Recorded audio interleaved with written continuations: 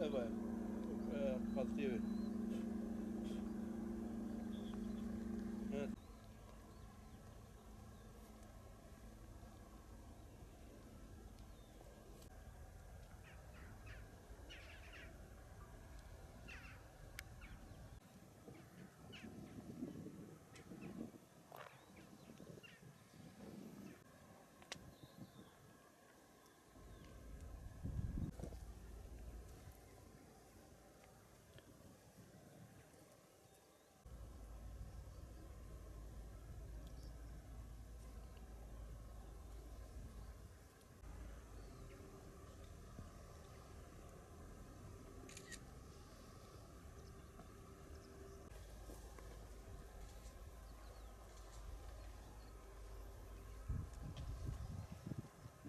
Burası Batman Merkez Balpınar Belediyesi Serika Mahallesi olarak geçiyor burası.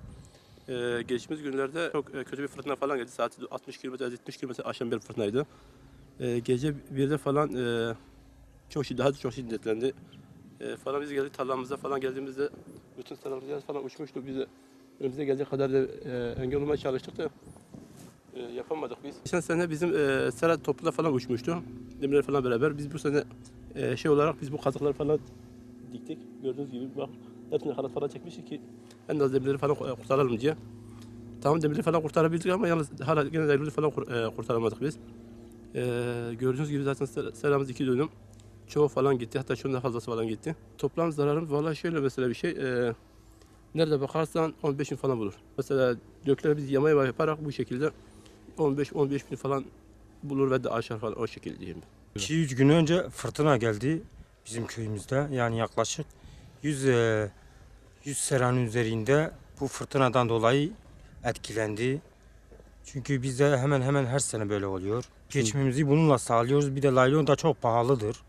Yani bu her sene hemen hemen her sene bazı kişilerin başına geliyor yani boşuna çalışmış gibi oluyorlar. Biz buraya sermaye yüklüyoruz. Yani biz bunu her sene yapamayız yani. Bu afetler her sene hemen hemen oluyor. Yani biz bu afetlerden böyle devam ederse belki bu işi de bırakmaya gidebiliriz yani. Bizim gücümüz o kadar yok. Ondan dolayı etkilerden destek istiyoruz. Laylon olsun, demir olsun. Bunu istiyoruz.